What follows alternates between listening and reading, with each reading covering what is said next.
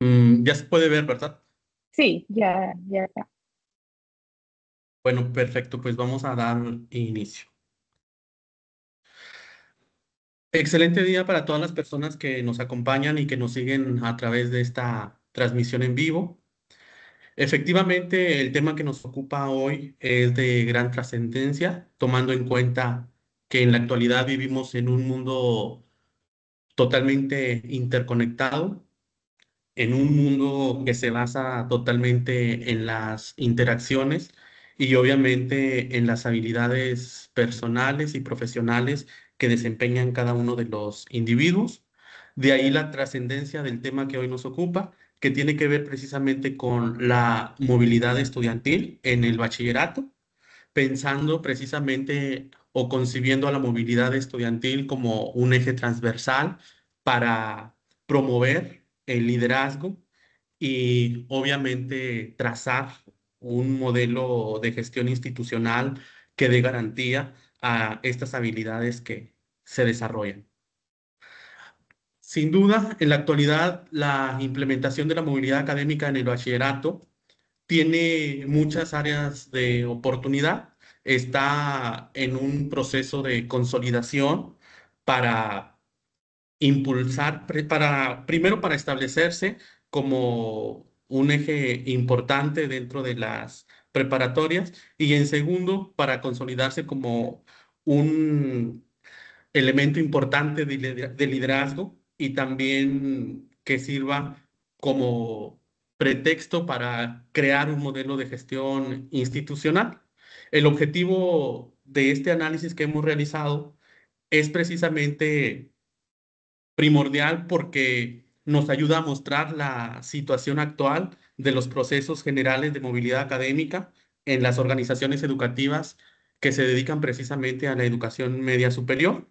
Vamos a hablar de un caso particular, como es el caso de nuestra universidad, la Universidad Autónoma de Nuevo León, considerando que es una de las universidades más grandes de nuestro país y considerando también que en la actualidad nuestra universidad brinda atención a más de 214,000 estudiantes, a la mayoría de ellos albergados en 55 facultades de la universidad, enfocados en su formación en el nivel medio, en el nivel superior, perdón. Y por supuesto también la Universidad Autónoma de Nuevo León cuenta con más de 29 preparatorias. Estas dependencias tienen la responsabilidad de formar integralmente a más de 79,000 estudiantes que buscan obviamente conducirse hacia una formación de liderazgo y que buscan también ser parte de estos programas de movilidad estudiantil que van a enriquecer tanto su vida personal como su vida académica y también su vida profesional al permitirles ser parte de este mundo multicultural que nos ha tocado vivir. Así que vamos a hablar de alguna manera de los beneficios que nos da el ser parte de una experiencia de movilidad académica, cómo una persona tiene la capacidad de desarrollar un excelente liderazgo y sobre todo una mayor madurez cultural al ser parte precisamente de estos esquemas de movilidad académica, donde sus habilidades de liderazgo y de vida y experiencia de vida personal, pues les permite interactuar con personas precisamente de otros países y de otros lugares del mundo. De acuerdo con Berkens, DeWitt y Huisman 2016, obviamente la movilidad de estudiantes es, tiene que ver con un sistema globalizado y precisamente el desarrollo de las habilidades interculturales, la capacidad de desarrollo de problemas y la adaptabilidad para una mejor comprensión del mundo son garantía de que tú eres parte precisamente de un esquema de movilidad estudiantil y académica. Es por eso que la movilidad académica se vuelve pues un impulsor del liderazgo y también, como lo he mencionado, en un pretexto para garantizar la gestión institucional, de tal manera que se pueda lograr una mejor cooperación multicultural en un contexto pues totalmente diverso, ya sea de índole local, nacional e internacional. Y recordemos obviamente que nuestra Universidad Autónoma de Nuevo León pues cuenta con las características necesarias para dar garantía a este tipo de formación, ya que cuenta con una calidad académica e infraestructura moderna, cuenta también con programas de apoyo en el área de conocimiento científico y pues muchos otros elementos que dan garantía precisamente de esta calidad educativa. Los voy a invitar a que veamos de manera pues amena y rápida un panorama de la movilidad académica precisamente en México. Cuando hablamos nosotros de la movilidad académica, muchas veces pensamos nosotros que es un tema nuevo. Sin embargo, pues es un tema que se ha venido desarrollando desde hace muchas décadas. De hecho, los antecedentes primeros que se tienen en nuestro país radican en el año 1933. Estamos hablando de alguna manera que en esta fecha, pues obviamente nuestro país está ubicado en la época postrevolucionaria, ¿sí? Y está experimentando un nuevo orden político y social. Y a veces, pues con los múltiples problemas que se enfrentan a nivel social, a nivel político, a nivel económico, se pensaría que estos temas están un poco desangelados o descuidados. Sin embargo, no es así. En 1933 se tienen datos precisos de cómo México y Japón, a pesar de las situaciones que cada uno vivía, mantuvieron precisamente una relación activa en cuanto a la movilidad se refiere. Esto se hizo a través de las figuras de excursiones, donde de alguna manera un docente acompañaba a un grupo de estudiantes para que visitaran otra institución educativa en alguna otra parte de- del país. Y esta experiencia, pues obviamente les brindaba todas las bondades que esto implica, que es precisamente desde el conocimiento del lenguaje del otro país, el conocimiento de las costumbres, de los hábitos, de las tradiciones, de las cuestiones económicas, de las cuestiones políticas, porque en realidad cuando nosotros hablamos de ser parte de estos programas de movilidad académica, pues estamos hablando de un elemento muy complejo en el que pues tiene diferentes directrices y esas directrices tienen sus propias explicaciones. Y bueno, en este año de los 30 también México, durante el cardenismo específicamente, México muestra una gran relación con América Latina, ¿sí? Que le permite precisamente a México la llegada de diferentes profesores y estudiantes. De hecho, en esta década, México se consolida como un gran anfitrión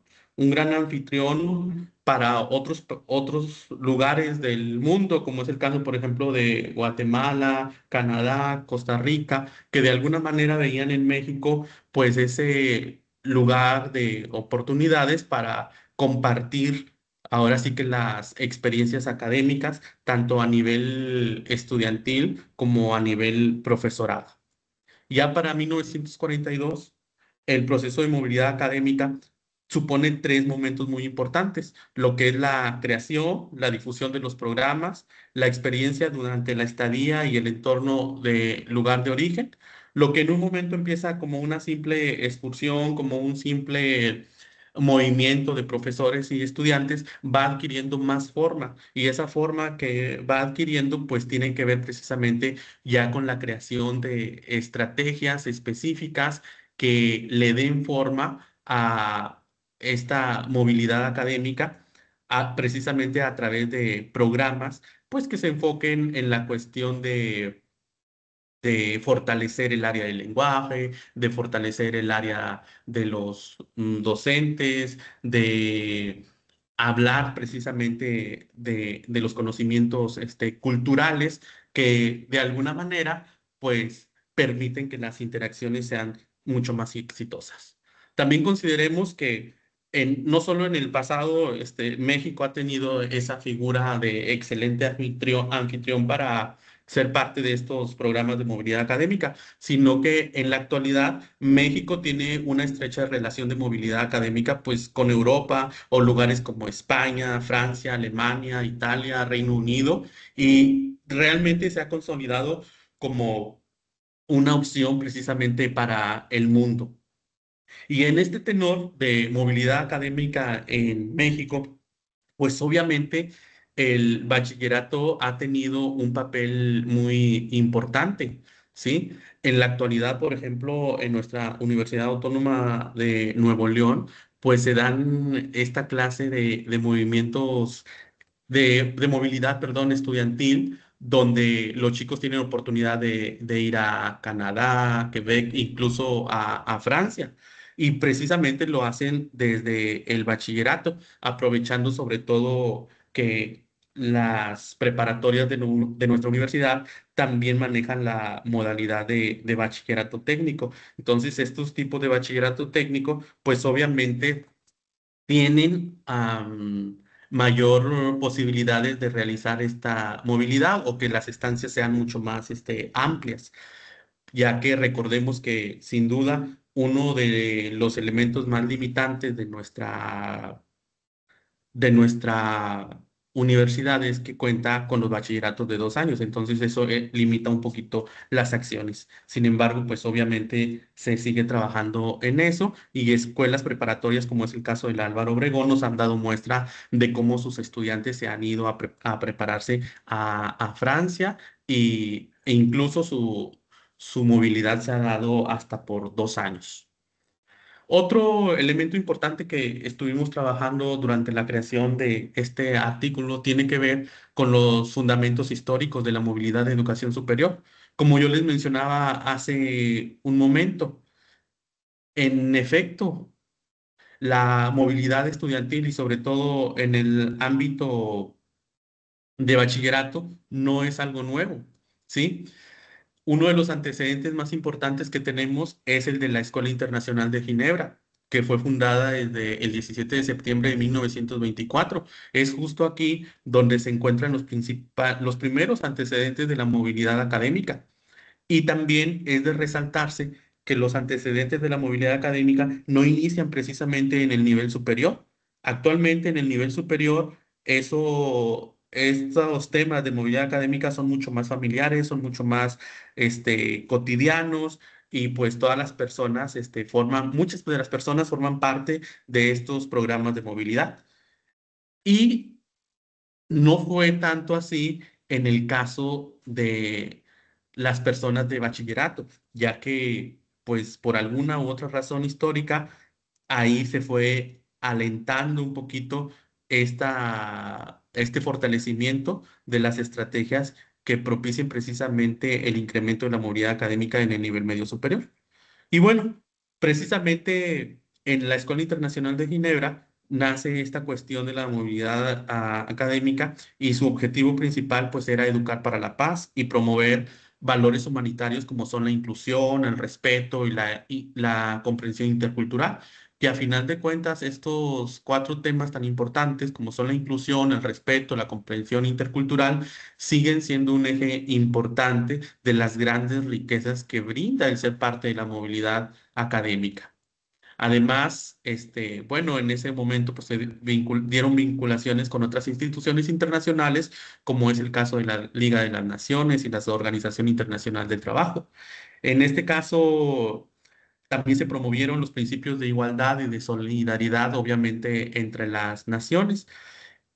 Generalmente este tipo de programas nace a partir de las necesidades propias que tienen las instituciones educativas, precisamente por los grandes márgenes de migración que existen en el mundo. Y actualmente sigue siendo de esta manera. El flujo de personas de una nación a otra se da diariamente, y todas las naciones, los países, pues deben de estar preparados precisamente para brindar la atención necesaria y suficiente a las personas que dejan su país por alguna u otra razón. Entonces, en ese momento, pues se hablaba de tres figuras de alumno. Una de ellas era el alumno extranjero, que enfrentaba precisamente los posibles problemas de quedarse solo o salir precisamente del país. Entonces, era la manera en que se le brindaba la atención. Otro, el nativo que regresa precisamente del estado, del extranjero, perdón, que justamente nace ahí, pero pues obviamente regresaba a su país. Y ahí en este caso, pues la persona si tuvo contacto con su idioma y su cultura, pues no tenía problema alguno, pero en algunas ocasiones, cuando estás en otro sitio, pues obviamente te familiarizas más con el idioma, las costumbres, las tradiciones del otro lugar. Y finalmente, la figura del nativo que se expatriará, se requiere precisamente educación con una perspectiva internacional para facilitar precisamente su adaptación. Y precisamente hablando de estos fundamentos históricos de la movilidad en la educación media superior, encontramos la fundación de la Asociación de Escuelas Internacionales, conocida también como AEI. Y bueno, tenemos datos de que en 1951, pues fue fundada en la sede precisamente de la UNESCO como una ONG y a diferencia de otros proyectos, se enfoca precisamente en la enseñanza de la historia contemporánea y no solo precisamente en la parte de los idiomas como se hace en la actualidad, que mucho de las formas de movilidad académica se dan precisamente a partir de los programas de inmersión de la lengua. Y bueno, también otro antecedente que tenemos es la expansión del proyecto del Bachillerato Internacional, que se da en 1964 y se aprueba una iniciativa que respaldada precisamente por la Universidad de Harvard. Recordemos que estos antecedentes, pues, ya tienen algunas décadas. Entonces, eso nos habla de las limitantes que ha tenido el desarrollo precisamente de la movilidad académica, específicamente en el nivel de bachillerato, donde en la actualidad tiene grandes desafíos y que más adelante, pues, estaríamos hablando de ello. Y bueno, también como resultados históricos se tiene la creación de un programa común de la enseñanza y un examen para facilitar el acceso de estudiantes a universidades. Y surge también el servicio de examen de escuelas internacionales, luego conocido también como la Oficina del Bachillerato Internacional. Y esta es precisamente la manera en que se van adaptando los estudiantes a, a esta situación real. Ante esto, bueno, es importante que les mencione que el capítulo que nosotros redactamos tiene también que ver con toda esta cuestión histórica, esta cuestión teórica que nos habla de los beneficios en el ámbito personal y profesional que otorga precisamente la experiencia de una movilidad académica en la vida de los estudiantes. Entonces, bajo este contexto, sería muy conveniente plantearnos o cuestionarnos de qué manera, por ejemplo, las entidades educativas de media superior podrían adoptar programas de movilidad que garanticen precisamente la participación de sus estudiantes. Otra pregunta más, ¿cuáles estrategias son las más convenientes para incrementar la movilidad en preparatoria, ya sea a nivel local, a nivel nacional o internacionalmente? Y también, pues, cómo se enfrentan estas limitaciones de dichos programas y, y precisamente, qué oportunidades hay para que las preparatorias adopten estas estrategias que promueven de alguna manera la movilidad académica. Bueno, por mi parte, ahí concluyo. Doctora Sandy, Gracias, Carlos. Si pudiera proyectar,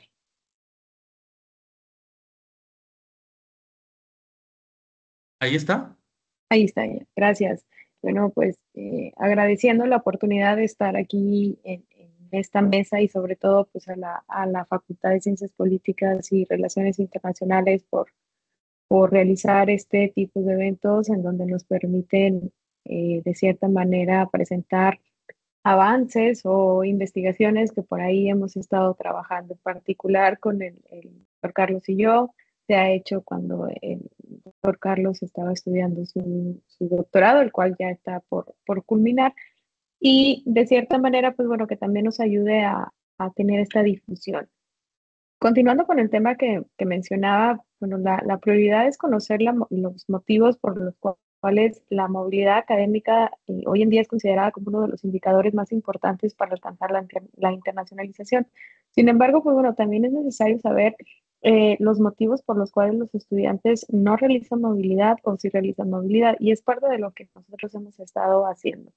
Como importancia nos dice que pues bueno, la movilidad te brinda una experiencia de vida, una experiencia en la que cada una de las personas que pueden realizar esta movilidad, ya sea nacional o internacional, de cierta manera, bueno, el estudiante tiene un plus dentro de su currículum, es decir, a través de factores sociales, a través de factores psicológicos, pero también mucho la experiencia de poder convivir con personas de otras culturas, el poder tomar clases dentro de otras universidades en el que le permiten descubrir nuevas herramientas de aprendizaje, nuevas técnicas de enseñanza, pues bueno, sin duda es una de las cosas más gratificantes. Contribuye al desarrollo personal, cultural y académico en cuanto a los temas personales, porque pues busca interdependencia, busca la solución de problemas, busca la manera en la de sobrevivir los primeros días cuando se llega al país a donde se va a estar viviendo durante 6, 1 año o hasta 2 años.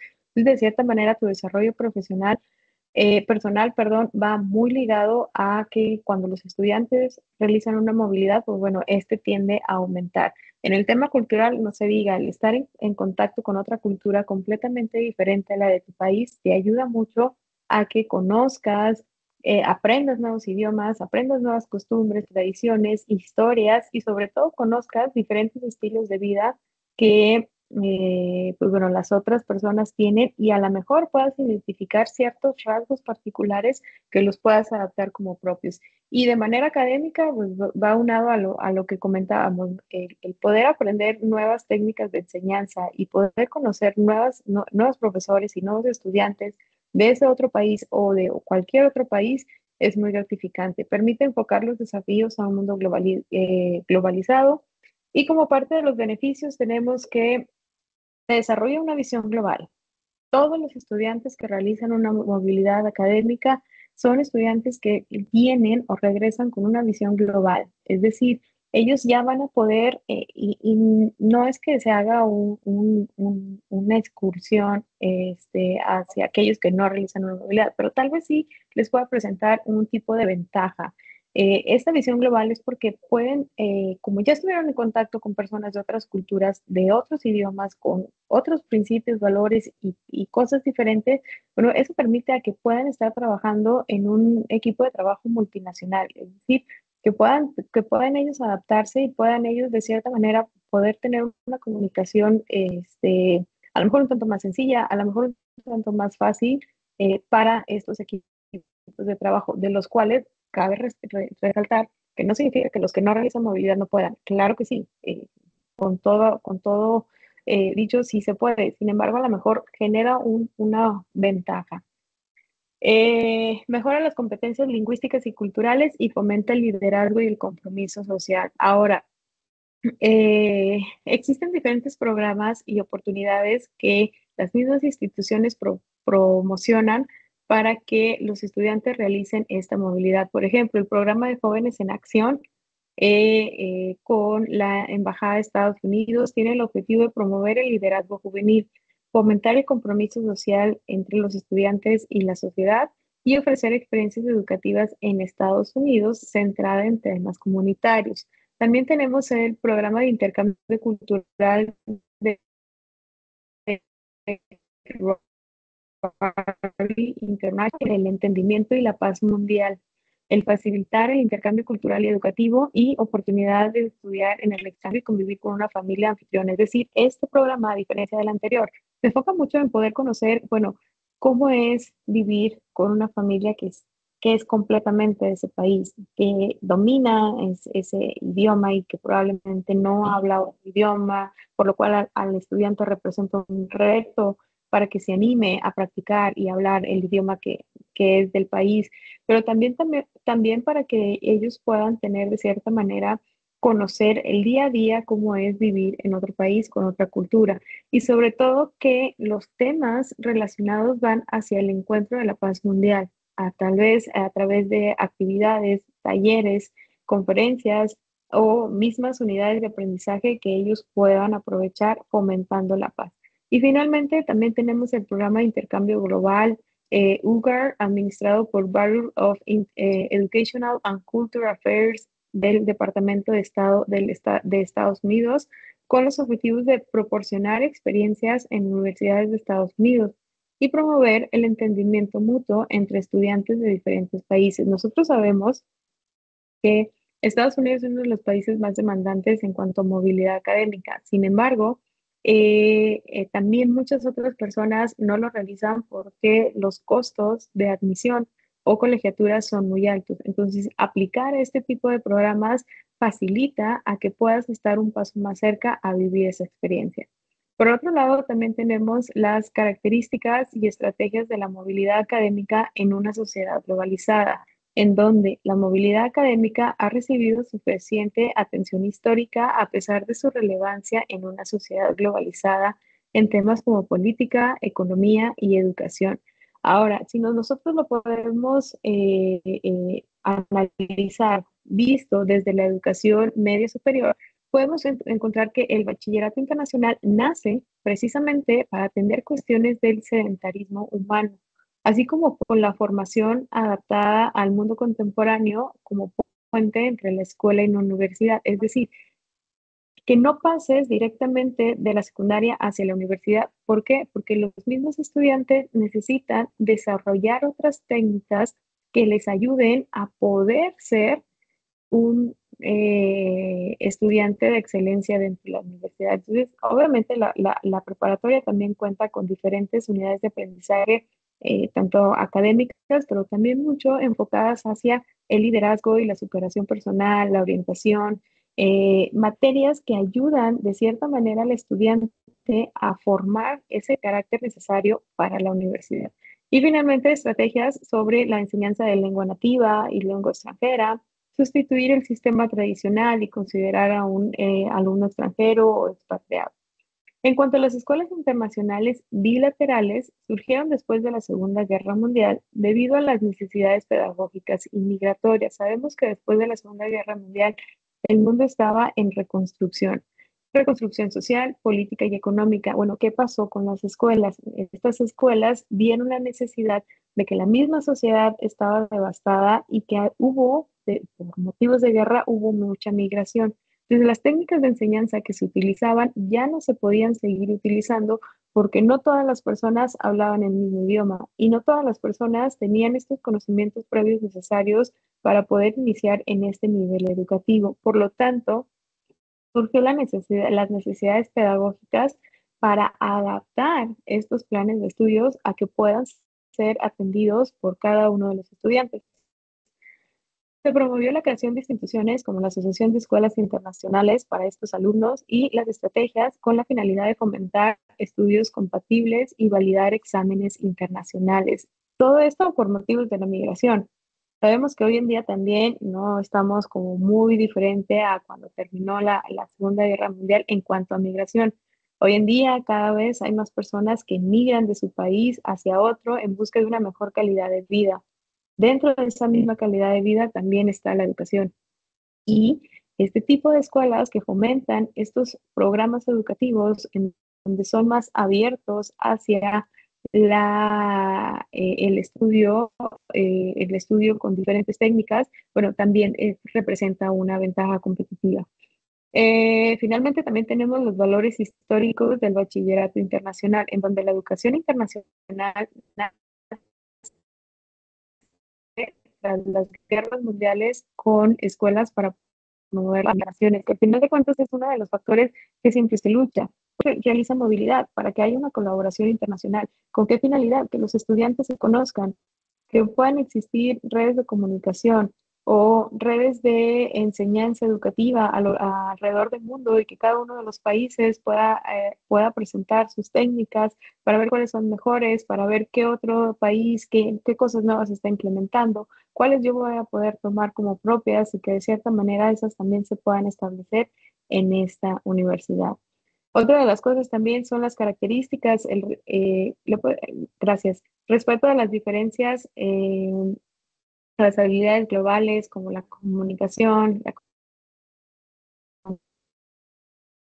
conciencia política, realmente las promover el contacto entre las culturas y edificar una cultura de paz, que al final, pues bueno, esa es una de las grandes finalidades que se tiene. Adelante, por favor.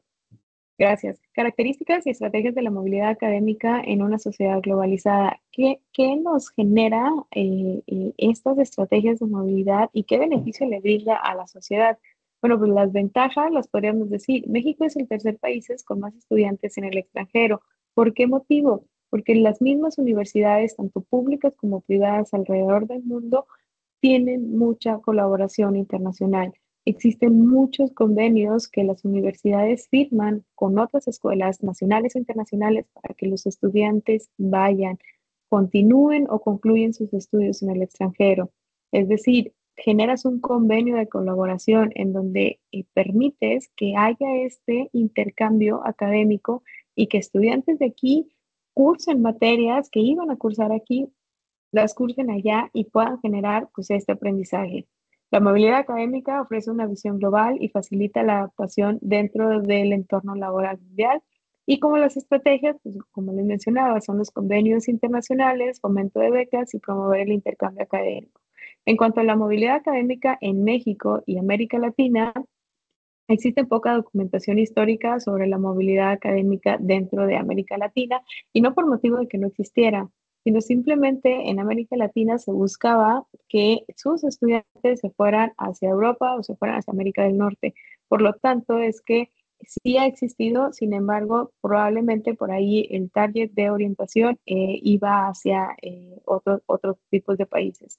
Y las estrategias son la interacción a través de estancias de investigación, correspondencia o viajes académicos, que estos también resultan ser muy gratificadores, puesto que a lo mejor no te vas todo el semestre o todo el año o todos 2 años, sin embargo realices un viaje académico en el que te permite conocer las instalaciones, probablemente tomar una clase de prueba o meramente conocer cómo es la vida en otro país.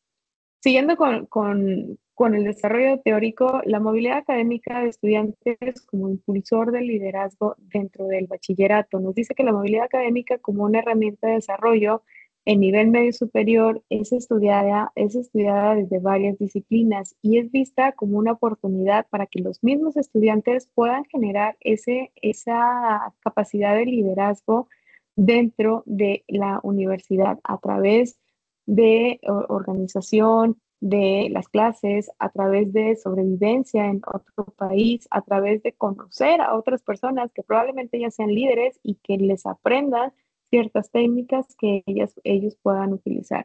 Y los estudiantes pueden recibir formación en instituciones dentro o fuera del país. En cuanto a las competencias interculturales y de comunicación, nos dice, los programas de movilidad ayudan a que los estudiantes mejoren su competencia intercultural. ¿Qué es esa competencia intercultural? Que las personas sepan comunicarse y adaptarse al momento en que entran en contacto con otra cultura y no genere este tipo de choque que realmente, pues bueno, pueda tener ciertas desventajas. La experiencia en otras culturas y sistemas educativos enriquece completamente a un estudiante. La resolución de problemas y la autonomía también es una de las cosas que genera la movilidad académica, puesto que los estudiantes día con día se van a enfrentar a nuevos retos y estos retos los tienen que afrontar, porque probablemente está solo en ese país. Por lo tanto, pues él mismo tiene que valerse. Es una de las cosas que más les mencionan cuando están interesados en realizar esta movilidad académica. La que sigue, por favor. Gracias. El desarrollo de competencias avanzadas en el liderazgo. Los estudiantes desarrollan competencias hacia la capacidad de poder influir en otras personas o a lo mejor también empiezan a desarrollar las técnicas del pensamiento crítico y sobre todo mucha empatía, puesto que se encuentran ante todo un mundo diferente. Y el impacto es significativo en el liderazgo. La movilidad impulsa el desarrollo de habilidades de liderazgo en estudiantes de preparatoria al exponernos a nuevas culturas y nuevos desafíos. Y las instituciones educativas, por su parte, juegan el papel en facilitar las oportunidades para que estos estudiantes se vayan. Yo como institución educativa tengo que prestar herramientas para que los estudiantes puedan realizarla. Una de ellas, como lo mencionamos, fueron los convenios, pero también las clases de los idiomas, pero también el que ellos sepan sobre plataformas digitales, que sean cosas que les van a servir al momento en que estén en el extranjero. Las limitaciones y desafíos de la movilidad a nivel medio superior y financiamiento. Y este financiamiento sabemos que es uno de los temas principales. ¿Es muy costoso realizar una movilidad académica? Sí. Sin embargo, existen diferentes programas que te puedan ayudar a facilitarlo. Además, existen diferentes planes de pagos que tú puedes utilizar para que no te quedes sin la oportunidad de realizarlo. Y meramente, pues bueno, los recursos económicos siempre serán un motivo para que se considere una limitación. Sin embargo, pues también debemos de mencionar que siempre hay una oportunidad en donde se pueda acercar o tener parte de este recurso. El apoyo institucional inadecuado, probablemente a lo mejor tal vez por la desinformación o por la falta de orientación dentro del problema, la movilidad académica no se puede hacer. Es decir, no, pues no sabía que me podía ir de movilidad, no, pues es que yo no sabía inclusive que esto existía, no, pues es que sí lo empecé, pero después ya nadie me dio seguimiento y yo tampoco, y pues dije, no, pues mejor ya no, se me fue el tiempo. Entonces yo creo que también de parte de la institución, que el personal encargado de la movilidad académica esté bien capacitado, es una de las cosas más importantes para que esto, en lugar de convertir, que sea una limitación, se pueda convertir en un proceso dentro de la movilidad. Y las desigualdades regionales señala que existen diferentes disparidades regionales significativas, donde las zonas rurales y las zonas menos desarrolladas tienen menos acceso a una oportunidad de realizar una movilidad académica. Adelante, por favor. Otra de las cosas que también se consideran como limitaciones son las barreras culturales y lingüísticas. A muchas personas que probablemente no conocen sobre el idioma, a lo mejor deciden no realizar esta movilidad, pero meramente a lo mejor es porque les da un poco de miedo el poder hablarlo, o a lo mejor les da un poco de miedo que no se lo puedan entender o que él no pueda entenderlo. Sin embargo, pues no hay cómo afrontarlo y seguirnos preparando. El tema cultural también representa una de las cosas eh, que es considerada la limitación, puesto que a lo mejor hay personas que nunca han viajado solos, nunca han viajado al extranjero y que de repente digan, no, yo ya me voy mañana y me voy durante todo un año, puede generar cierto temor. Sin embargo, hay diferentes actividades que se puedan hacer, como cursos de interculturalidad, cursos de adaptación cultural, en donde entre más conozcas de esta cultura, menos choque cultural te pueda generar. Y la falta de información y orientación, como lo mencionábamos anteriormente. Adelante, por favor. ¿Cómo podríamos hacer para poder incrementar esta movilidad académica y ya concluyendo con esta participación? Pues al final de cuentas son el fomento de las alianzas locales, nacionales e internacionales y la creación de becas en específico. Si nosotros encontramos que uno de los motivos por los que las personas no se iban era porque les faltaba información, porque no conocían sobre la cultura, el idioma o porque les faltaban el financiamiento, entonces probablemente lo que se necesita es que cada vez existan más de estos programas en donde a los mismos estudiantes los ayuden y los motiven a aprender de nuevas culturas a través de cursos de idiomas, que es esencial, claro que sí, pero también a través de lo que les mencionaba, que era conocer sobre esa cultura, analizar diferentes documentales, diferentes series o películas en donde se muestre cómo es el día a día en esa cultura, facilita mucho a los estudiantes que se van a ir. Conocer sobre los temas del choque cultural, qué hacer si yo me encuentro en una crisis, cómo voy a aumentar mi nivel de resiliencia, de autonomía, si en los son ciertas para que esos estudiantes se puedan hacer. Y sobre todo las becas de financiamiento, que existen muchas, meramente a lo mejor hay poca desinformación o hay poca difusión de estos mismos programas, por lo cual es tal vez ayudaría mucho a que constantemente a través de redes sociales o a través de diferentes medios de comunicación se puedan difundir a los estudiantes que existen estos programas, cuáles son los requisitos y ellos puedan aplicar. Adelante, por favor.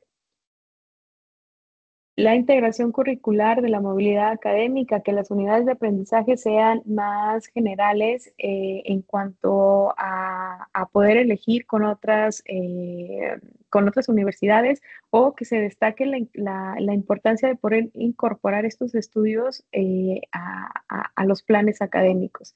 Y la sensibilización y divulgación sobre la movilidad académica, que es uno de los temas que siempre se va a estar analizando.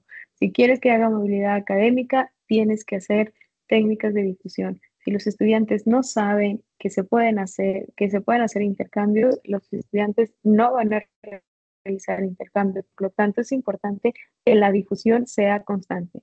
La siguiente, por favor. Y con esto terminamos nuestra participación en esta mesa. Agradecemos mucho a la Subdirección de Posgrado e Investigación por la oportunidad, al doctor Carlos, y estamos al pendiente para la sesión de preguntas y respuestas. Muchas gracias.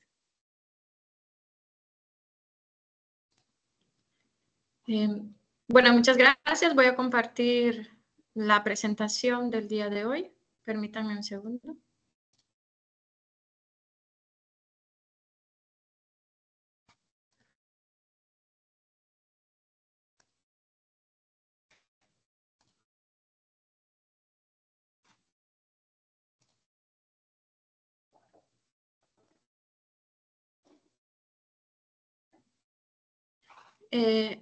Bien, buenas tardes. Pues el día de hoy me gustaría compartirles un poco sobre el avance de una investigación que he realizado en conjunto al doctor Osvaldo Leiva Cordero.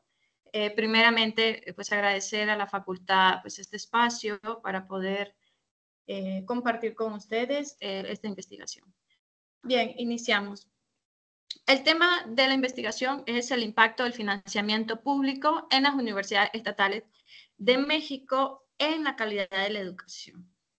Iniciamos con la Constitución Política de los Estados Mexicanos. En esta se establecen las garantías para una educación inicial, preescolar, primaria, secundaria, media superior y superior. En esta investigación pues, nos centraremos en la educación superior. Sin embargo, existe pues, un antecedente de la Constitución Política en donde se establecen como prioridad del Estado el interés superior en el tema de la permanencia y la participación de los servicios educativos a los jóvenes en este acceso a la educación. Así también se compromete el Estado en acceder a la capacitación y a la actualización de los servicios, no solamente a los estudiantes, sino también a los maestros. Y a partir del 2019 se realiza una reforma que es muy importante, en donde se establece que la educación será gratuita a estos niveles superiores. Vamos a abordar un poquito más adelante sobre esto. Dentro de las reformas vemos cómo se ha avanzado en los temas de la educación superior. Desde el 1993, pues, se ingresa la educación secundaria como derecho dentro de los estados. Inicialmente, pues, sabemos que los niños y las niñas tenían esa prioridad de ejercer, pues, primaria. Posteriormente, pues en 2002 se establece lo que es la educación preescolar y en 2012 la educación media superior. Es hasta el 2019 en donde se implementa la obligatoriedad de la educación gratuita en la educación superior. Bajo ciertos artículos se ratifica, no solamente la autonomía de estas universidades, también se establece esta educación superior como un derecho del bienestar y el desarrollo integral de las personas, de las jóvenes, como obligación del Estado. Y esto es un paso importante para la formación de las personas. Pero, bueno, aquí viene un tema que es muy importante, que bueno, ahora que tenemos este derecho tan importante en los jóvenes, cómo se ejerce o cuál sería el papel del financiamiento a estas universidades, ya que el financiamiento puede venir específicamente en 3 rubros, ¿no? El primero serían los fondos propios, luego estarían los subsidios gubernamentales. En México, los subsidios gubernamentales para estas instituciones se establecen en 2 formas. La primera, pues, viene un porcentaje importante del Estado de la Federación y también un porcentaje que aproximadamente es el 30% en el Estado, es decir, el Estado y la Federación tienen una responsabilidad de otorgar este financiamiento para que las universidades puedan operar bajo este capital. Y en términos, ¿qué es el financiamiento? Pues son todos esos recursos económicos, los fondos financieros que se atribuyen a estas universidades para que puedan ejecutar las actividades, sus proyectos y llevar a cabo pues, toda la parte organizacional como tal. En sí, el financiamiento, su propósito fundamental es financiar diversas áreas. El primero podría ser pues, la adquisición de bienes, la adquisición también de servicios como el mantenimiento de las instalaciones o incluso la construcción de estas instalaciones, adquirir el recurso humano. En esta parte intervienen pues, los salarios del personal administrativo, así como los salarios de los docentes. Lograr pues, un óptimo desempeño en las universidades, la parte de la investigación es muy importante y cumplir con su labor fundamental, que es la renovación del conocimiento social que se adquiere en las aulas de clase y luego los graduados son los que se encargan, ¿no?, de que realmente tenga un impacto en la sociedad, se distribuya este nuevo conocimiento social para poder resolver problemáticas sociales, ¿verdad? Valga la redundancia. Y sí, por eso es importante el financiamiento, es decir, sí influyen muchas otras más variables en este sentido, pero el financiamiento es una de las más importantes. En esta investigación nos dedicamos a evaluar el impacto de este financiamiento en la calidad de la educación como tal. Y históricamente, bueno, nos vamos a ir sobre desde lo macro hasta lo más puntual. ¿Cuál es el gasto público en educación en México? Y para esto me gustaría mostrarles un poco sobre cómo se posiciona México versus los otros países en Latinoamérica, que por lo general pues tienen contextos, algunos de ellos muy similares. Vemos 2 diferencias, ¿no? El porcentaje del gasto público, que se refiere, bueno, a todo lo que el Estado destina para temas sociales como temas salud, seguridad, en este caso, educación.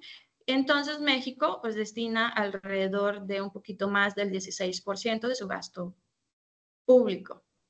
Y el 4.3 es del porcentaje del PIB, está ligado a este porcentaje del PIB. Por eso es la diferencia, obviamente, este es sobre todo lo que se recauda y esto específicamente es sobre lo que se destina a la parte pública.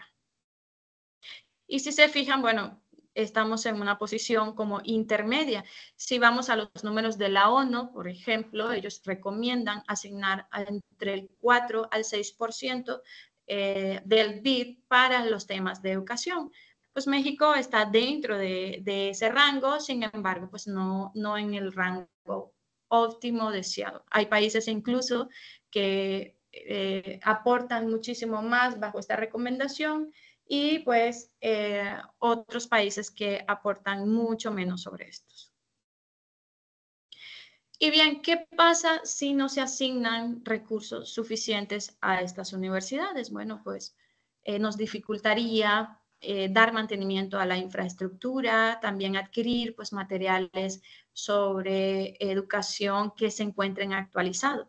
Capacitar a los maestros también sería un inconveniente porque pues ellos son los que imparten ese nuevo conocimiento que al final renueva socialmente este conocimiento que debe estar fluyendo constantemente. También pues se limita el acceso a los estudiantes, es decir, la universidad por tener recursos limitados, pues debe pues limitar el acceso también a los jóvenes que bajo la absorción, es decir, que tienen pues la edad óptima para ya empezar sus estudios superiores, pues deben de ejercer pues algún tipo de control porque hay recursos insuficientes. En este caso, pues vemos que muchas universidades pues tienen exámenes de admisión, debes de cumplir con ciertos requisitos, porque si no, pues no podrían ellos atender, ¿no?, la demanda actual. También, pues, no atender la demanda influye en el tema de la desigualdad, porque no todos entonces tendremos acceso a algo que está dentro de nuestra Constitución como un derecho.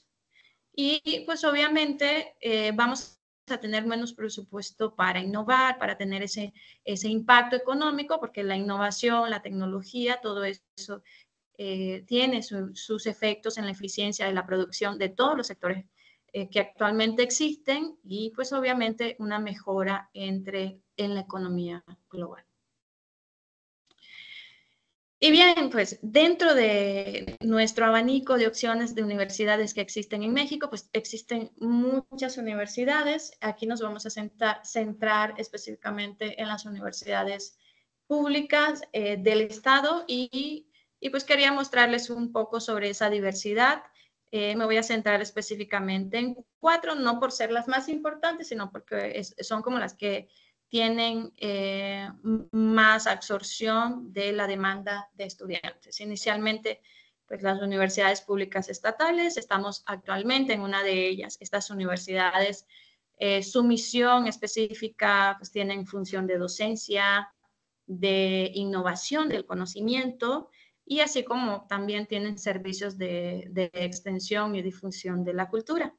Las universidades públicas estatales de apoyo solidario tienen una misión muy similar a las universidades públicas estatales. Sin embargo, aquí intervienen un factor muy importante en que estas se establecen en lugares remotos del país en donde existe una baja oferta de educación terciaria. Luego tenemos las universidades federales, igual que las universidades estatales, a diferencia pues que estas se encuentran geográficamente en la parte federal de México. Y las universidades interculturales, que son unas universidades muy importantes porque estas atienden a un público muy específico, que son los pueblos indígenas del país, y estos pues se dedican a propiciar el avance del conocimiento científico en este sector del país, también a difundir los valores propios de estas comunidades y poder aperturar esos espacios para la promoción, la revitalización, el desarrollo, la consolidación de estas lenguas y estas culturas originarias. Quería mostrarles esta gráfica, que es lo que les estaba diciendo actualmente sobre estas 4 específicos tipos de universidades. Y si se fijan, pues las universidades públicas estatales, que son donde dice 35, son las universidades que tenemos más universidades y por consiguiente pues atienden a un público muchísimo más grande.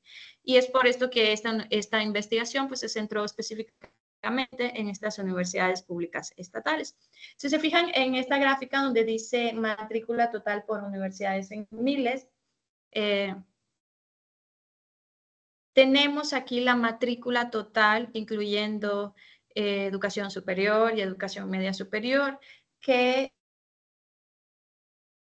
estas universidades atienden. Bueno, de hecho, la universidad pública estatal más grande bajo esta categoría es la Universidad de Guadalajara, que atiende a más de 300,000 estudiantes. También tenemos a la Universidad Autónoma de Nuevo León, pues atiende más de 200,000 estudiantes, y de ahí, pues las que atienden más de 100,000 estudiantes es la Universidad Autónoma de Sinaloa, la Benemérita Universidad Autónoma de Puebla, serían las 4 que encabezan este top.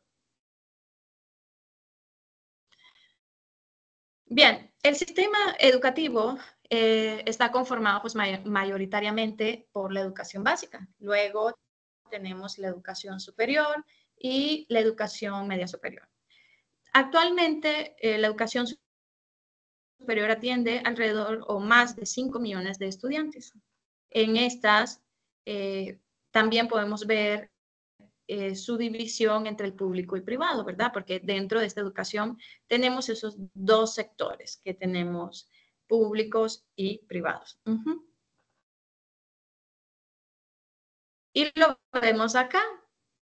Tenemos la distribución de estudiantes por sector y vemos que cerca del 64% de los estudiantes pues, pertenecen a un sector público y el restante pues, pertenece a un sector privado. Es decir, más de 3 millones de estudiantes están dentro de estas universidades que son tan importantes por eso, porque la verdad es que atienden a muchos estudiantes que ingresan al sistema público y se debe atender. El financiamiento permite atender a estos estudiantes y basado en esto, todo este proceso pues tiene un impacto importante pues, en la calidad de la educación que estos jóvenes o personas reciben dentro de estas instituciones. Acá en esta gráfica que les muestro, no sé si pueden ver en la que dice distribución de instituciones por sector público y privado, vemos el 64% en la distribución de instituciones. Vemos que el 64% pues es privado, pero aquí estamos hablando de cantidades de universidades que existen. Hay muchas universidades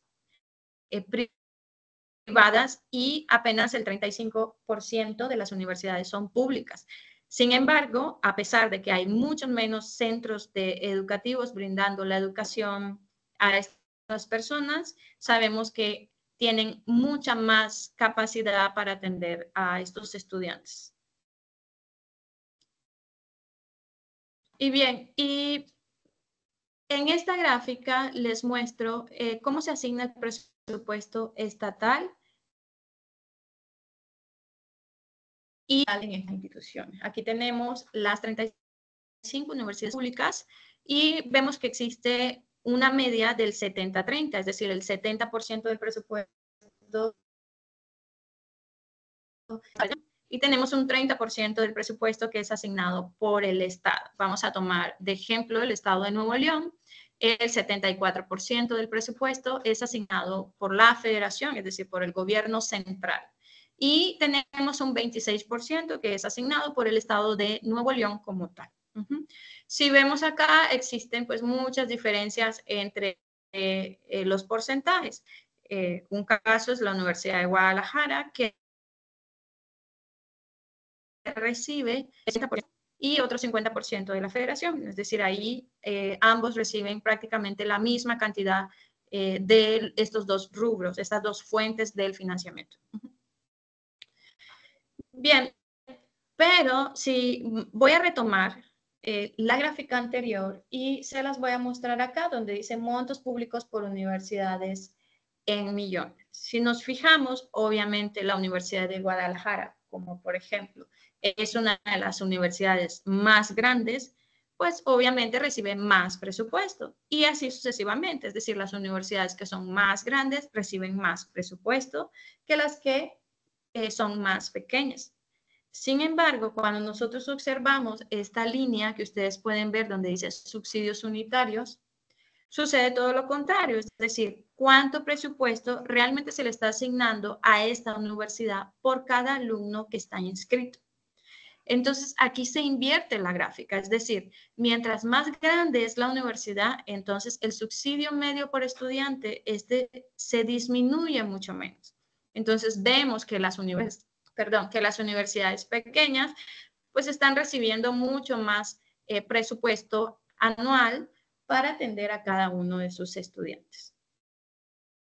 Bien, ¿y qué implicancia tiene esto? La verdad es que sí tiene un impacto significativo en estas universidades porque limitan pues, esa atención a cada uno de los estudiantes y trae pues, consigo pues, algunos retos para la educación superior en estos planteles educativos. Como por ejemplo este es un reto muy global sobre temas de financiamiento que pueden ver la matrícula general de la educación superior.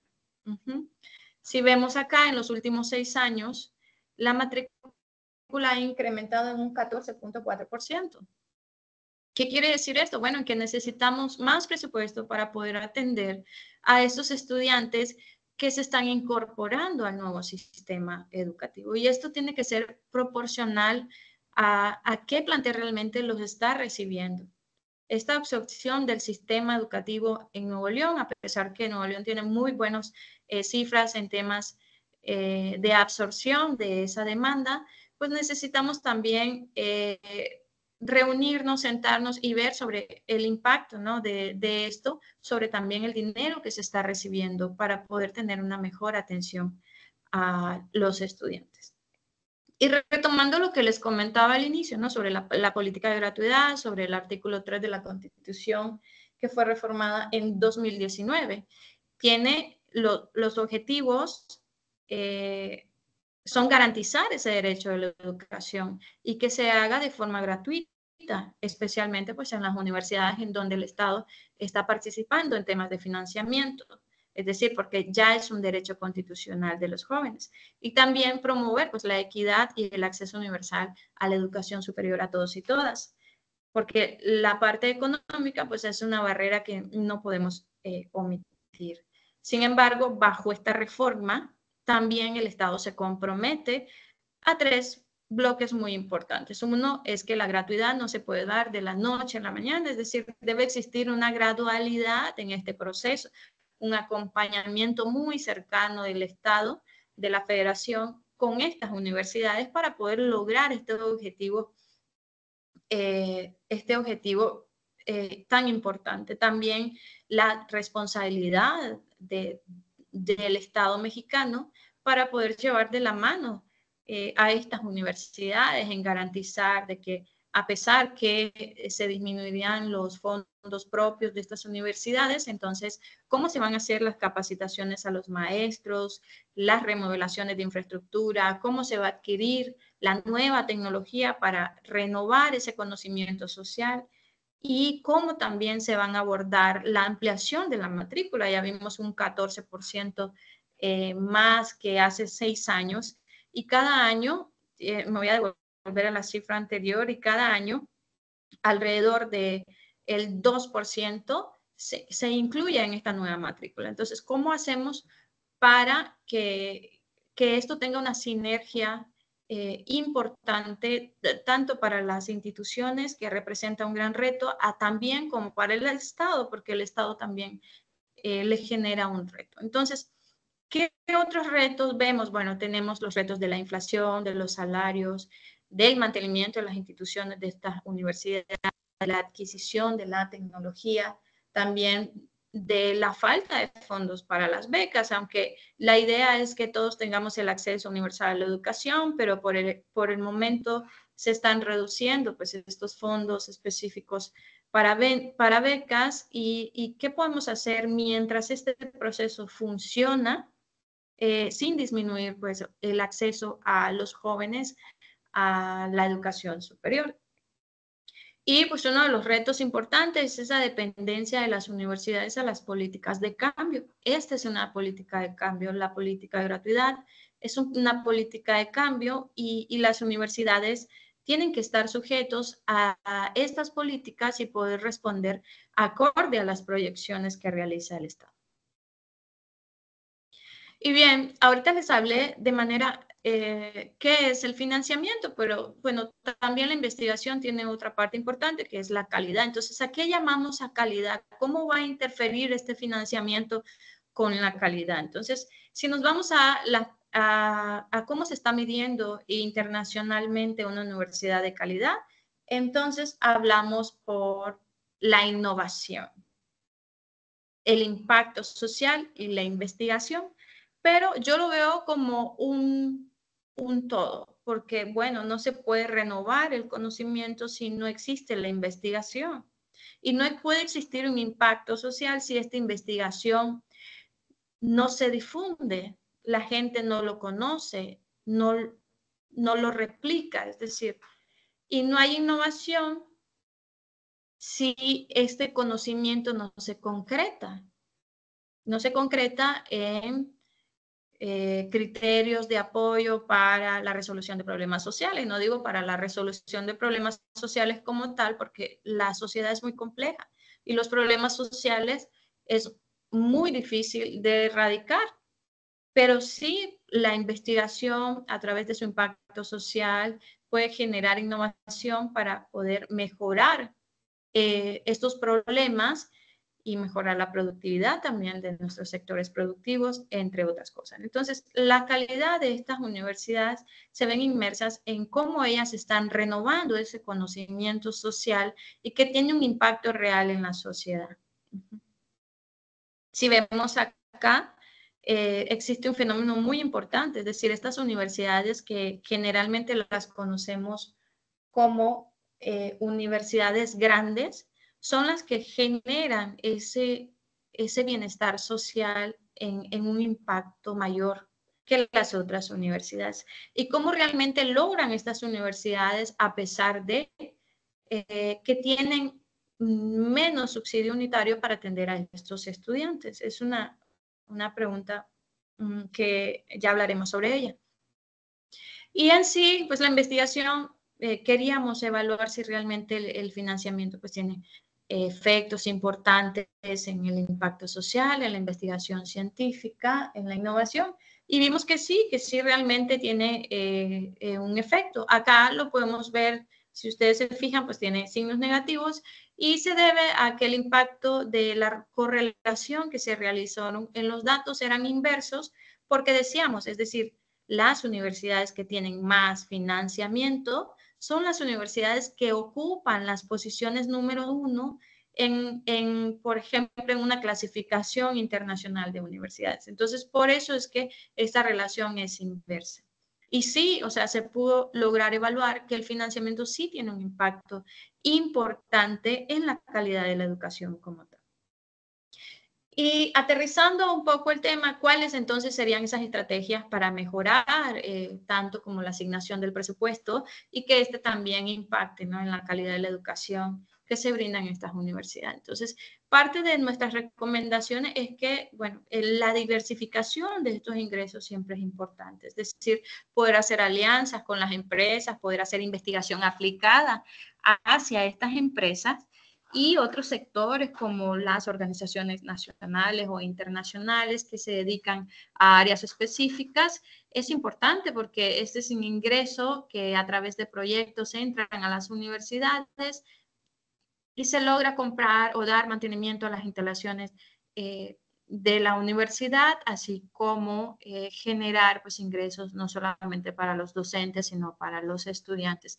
También poder optimizar el presupuesto, es decir, priorizar esas áreas en donde se tienen un impacto más importante en temas de la generación del conocimiento.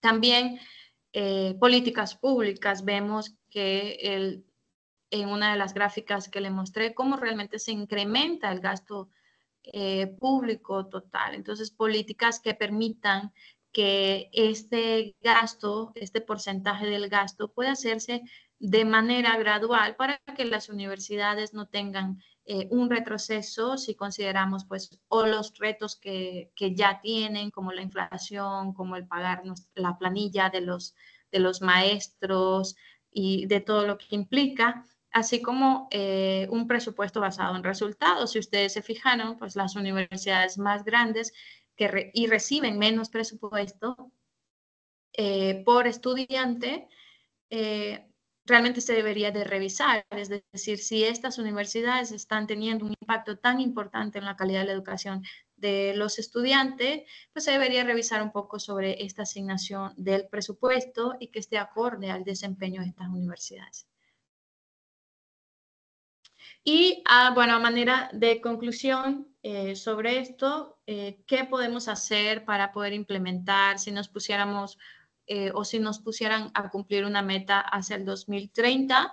Entonces, incluiríamos pues, la apertura de nuevas instituciones de educación superior para garantizar pues, que más personas puedan integrarse al sistema, incrementar pues, gradualmente estos presupuestos en función del crecimiento de la matrícula, que es lo que hablábamos ahorita, poder ver ese equilibrio entre la distribución del presupuesto que es asignado a través de la federación y también del Estado, ver si el Estado es posible incrementar este presupuesto que se le asigna para poder tener ese alcance hacia más personas en temas de educación superior. Y también encontramos que pues, fortalecer los programas a distancia podría ser una opción muy viable para incrementar la cobertura de la educación superior, también para disminuir el tema del presupuesto basado en que vamos a atender a un importante grupo de personas que desean profesionalizarse dentro de las universidades y también pues realizar auditorías y evaluaciones de transparencia. ¿Esto para qué? Pues para mejorar esa asignación de los recursos, esas disparidades que existen entre la asignación de presupuestarias, poderlas asentar y poderlas distribuir de una manera que puedan beneficiar más a estas universidades. Y por último, pues implementar un marco normativo en donde el Sistema Nacional de Educación Superior se pueda sentar para conversar no solamente con la parte del gobierno, sino los subsistemas y todos los actores que se involucren en este proceso para poder realizar una gobernanza eficaz en el desarrollo de la educación superior. Bien, también podemos renovar, ¿no?, la educación superior a través de ese marco normativo, el aumento de la oferta educativa para reducir la brecha, diseñar también un nuevo modelo de calidad que brinde mejores resultados para el aprendizaje específicamente de estos estudiantes, también promover pues, la responsabilidad social en estas instituciones para contribuir a una sociedad más próspera y justa. Pues estas son algunas de las fuentes más importantes que también pueden ustedes consultar, como lo que es la Secretaría de Educación, en donde se encuentran toda la parte del financiamiento público que se les da a estas universidades. También pueden consultar la clasificación internacional de universidades para ver cómo realmente se están posicionando estas universidades en base a sus criterios de calidad. Bueno, eso ha sido todo por mi parte. Pues agradezco a todo el plenario aquí presente y quedo atenta en el caso que exista alguna duda. Muchas gracias. Muy bien, muchas gracias a todos los expositores por sus presentaciones. Ahora vamos con la parte de preguntas. Si alguien de los que está en la sesión, si alguien tiene alguna duda, puede escribir por el chat o puede levantar la mano para yo darle la palabra.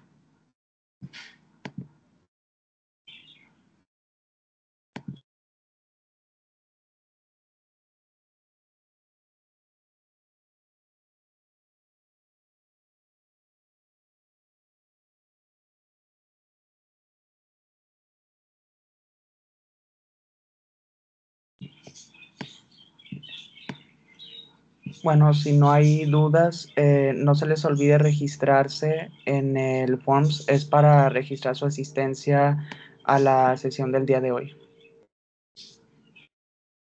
Bueno, entonces eso sería todo y muchas gracias a todos por asistir. Y pues les invitamos a continuar con las sesiones que se están desarrollando dentro de la 6ª semana de la investigación. Y muchas gracias a todos. Gracias, hasta luego. Muchas gracias, buen día.